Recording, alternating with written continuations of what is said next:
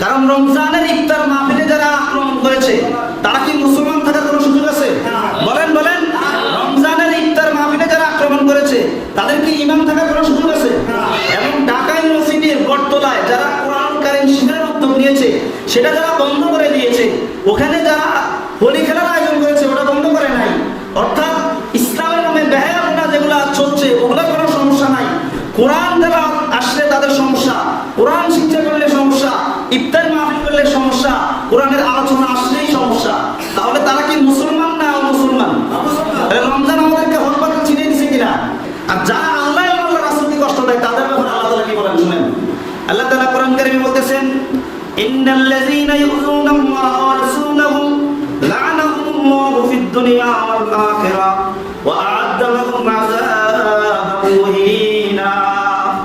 নিশ্চয়ই যারা ইউযুনাল্লাহা ওয়া রাসূলাহু, আল্লাহ এবং আল্লাহর রাসূলকে কষ্ট দেয়, দ্বীন পালনে বাধা সৃষ্টি করে, যারা রমজান ইফতার মাহফিলে বাধা দিয়েছে, যারা কোরআন কারীমের শিক্ষার কেন্দ্রকে বাধা দিয়েছে, যারা আয়োজন করেছে তাদেরকে খুঁজে খুঁজে মামলা দেওয়ার চেষ্টা করেছে, এই ধরনের আল্লাহর দ্বীনের বিরোধিতা যারা করে, আল্লাহ এবং আল্লাহর রাসূলকে যারা কষ্ট দেয়, আল্লাহ তাআলা বলেছেন লা'নাহুমুল্লাহ, তাদের উপর আমি আল্লাহ তাআলা অভিশাপ করে দিয়েছি। ফিদ দুনিয়া, দুনিয়াতেও তারা অভিশপ্ত, ওয়াল আখিরাতি আ'আদ্দা লাহুম আযাবান মুহিনা, আর আখিরাতে তাদের জন্য আমি কঠিন শাস্তি রেখে দিয়েছি, অপমানজনক শাস্তি। সুতরাং সাবধান, অহংকারগ্রস্ত কখনো আল্লাহর দ্বীনের বিরোধিতা করবেন না। আপনি একটা বিষয় জানেন না, ইসলামের একটা বিষয় বুঝেন না, আপনার উচিত হচ্ছে যদি কেউ বলে আগে তার কাছে জিজ্ঞাসা করা যে ভাই আসলে আপনি যে বলেছেন এটা দলিলটা কোথায়, অথবা বড় বড় আলেমের সাথে একটা পরামর্শ করা। 3 নাম্বার হচ্ছে যাদেরকে আল্লাহ তাআলা এবং আল্লাহর রাসূল সাল্লাল্লাহু আলাইহি ওয়াসাল্লাম লানত করেছে, এটা খুবই গুরুত্বপূর্ণ বিষয়। 3 নাম্বার হচ্ছে আল্লাহ ও তার রাসূলকে যারা কষ্ট দেয়, আল্লাহ ও তার রাসূলকে যারা কষ্ট দেয়, আল্লাহ ও তার রাসূলকে যারা ইমানদারদের মধ্যে যারা কষ্ট দেয় তাদেরকে লানত করেছেন কে? আল্লাহ। এখন আল্লাহ এবং আল্লাহর রাসূলকে কষ্ট দেওয়া মানে কি?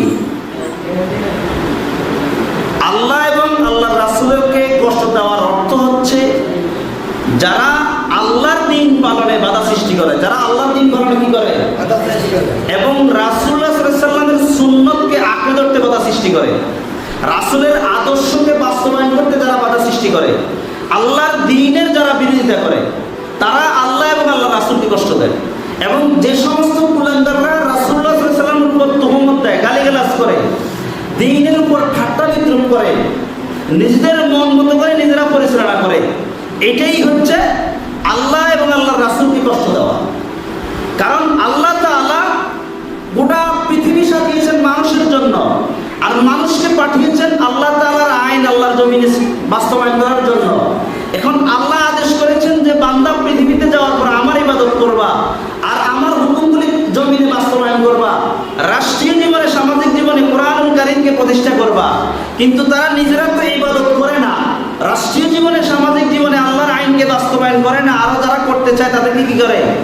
বাধা প্রদান করে। তারা কি করে? এবারে রমজান মাসে তাদের চেহারা আগেও তো আমরা চিনেছি, রমজান মাসে পুরোপুরি আমরা চিনে ফেলেছি কারা হক কারা বাতিল। রমজান আমাদেরকে হক বাতিল চিনে দিচ্ছে, ঠিক কিনা বলেন? কারণ রমজানের ইফতার মাহফিলে যারা আক্রমণ করেছে তারা কি মুসলমান থাকার কোনো সুযোগ আছে? বলেন বলেন, রমজানের ইফতার মাহফিলে যারা আক্রমণ করেছে তাদের কি ইমাম থাকার কোনো সুযোগ আছে? এবং ঢাকা ইউনিভার্সিটির বটতলায় যারা কোরআনুল কারীম শিখার উদ্যোগ নিয়েছে সেটা যারা বন্ধ করে দিয়েছে, ওখানে যারা হোলি খেলার আয়োজন করেছে ওটা বন্ধ করে নাই। অর্থাৎ ইসলামের নামে বেহায়াপনা যেগুলো চলছে ওগুলো কোনো সমস্যা নাই। কোরআন তেলাওয়াত আসলে তাদের সমস্যা, কোরআন শিক্ষা করলে সমস্যা, ইফতার মাহফিল করলে সমস্যা, কোরআনের আলোচনা আসলেই সমস্যা। তাহলে তারা কি মুসলমান না অমুসলমান?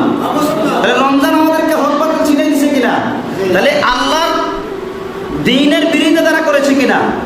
সুতরাং যারাই আল্লাহর দ্বীনের বিরোধিতা করবে তারা আল্লাহ এবং আল্লাহর রাসূলকে কষ্ট দেয়, আর যারা আল্লাহ এবং আল্লাহর রাসূলকে কষ্ট দেয় তাদের ব্যাপারে আল্লাহ তাআলা কি বলেন শুনেন। আল্লাহ তাআলা কোরআন কারীমে বলতেছেন, ইন্নাল্লাযীনা ইউযুনাল্লাহা ওয়া রাসূলাহু লা'নাহুমুল্লাহু ফিদ দুনিয়া ওয়াল আখিরাহ ওয়া আ'আদ্দা লাহুম আযাবান মুহিনা।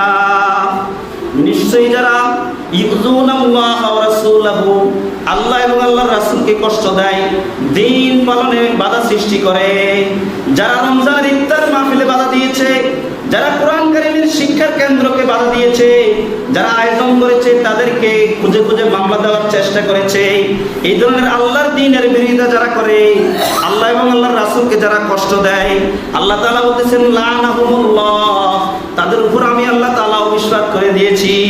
ফিদ দুনিয়া, দুনিয়াতেও তারা অভিশপ্ত, ওয়াল আখিরাতি আ'আদ্দা লাহুম আযাবান মুহিনা, আর আখিরাতে তাদের জন্য আমি কঠিন শাস্তি রেখে দিয়েছি, অপমানজনক শাস্তি। সুতরাং সাবধান, অহংকার বশত কখনো আল্লাহর দ্বীনের বিরোধিতা করবেন না। আপনি একটা বিষয় জানেন না, ইসলামের একটা বিষয় বুঝেন না, আপনার উচিত হচ্ছে যদি কেউ বলে আগে তার কাছে জিজ্ঞাসা করা যে ভাই আসলে আপনি যে বলেছেন এটা দলিলটা কোথায়, অথবা বড় বড় আলেমদের সাথে আগে পরামর্শ করা। হুট করে মসজিদে একটা আলোচনা চলতেছে, একটা ইফতার মাহফিল চলতেছে, একটা মাহফিল চলতেছে, আপনি সেখানে যাই একটা বিষয় বুঝতেছেন না, একটা কথা বুঝতেছেন না, আপনি বাধা দিয়ে দিয়েছেন। শয়তান কিন্তু আল্লাহকে অস্বীকার করার কারণে অভিশপ্ত হয় নাই, কাফের হয় নাই। শয়তান এই অহংকার বশত আল্লাহর দ্বীনের বিরোধিতা করার কারণে অভিশপ্ত হয়েছে, কাফের হয়েছে। শয়তান শুধু একটা ইবাদত করতে অহংকারী করেছে, গাদ্দারি করেছে। আল্লাহ তাআলা বলছে সমস্ত ফেরেশতা আদমকে সিজদা করো, সবাই সিজদা করলো ইল্লা ইবলিস, শুধু ইবলিস সিজদা করে নাই। এখান পর্যন্ত থাকলে তওবা করলে আল্লাহ তাআলা মাফ করে দিত, কিন্তু সে এখান থেকে আরেকটা অহংকারের কারণে উঠে সে যুক্তি দিচ্ছে খালাক্তানি মিন নার, সে তো আগুনের সৃষ্টি, আমি আগুনের সৃষ্টি আর আদম মাটির সৃষ্টি, সুতরাং আগুন উপরের দিকে উঠে, আমি তো উপরে থাকবো, আমি নিম্নগামী মাটির সৃষ্টির কাছে কি করবো না, মাথা নত।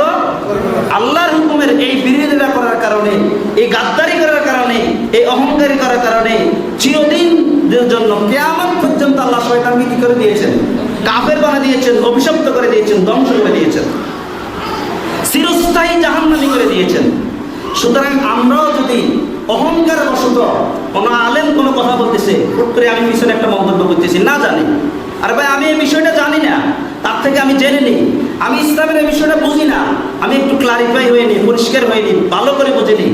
কিন্তু আমি যদি না জানার কারণে অজ্ঞতা বশত, অহংকার বশত তাকে যদি বাধা প্রদান করি, সরাসরি আল্লাহ এবং আল্লাহর রাসূলকে কষ্ট দেওয়া, আর যারা আল্লাহ এবং আল্লাহর রাসূলকে কষ্ট দেবে তারা শয়তানের মতো চিরদিন অভিশপ্ত থাকবে এবং কাফের হিসাবে বেঁচে থাকবে এবং তারা ধ্বংসপ্রাপ্ত হবে। দুনিয়াতে ধ্বংসপ্রাপ্ত, আখিরাতে তাদের জন্য কঠিন এবং অপমানজনক শাস্তি রয়েছে।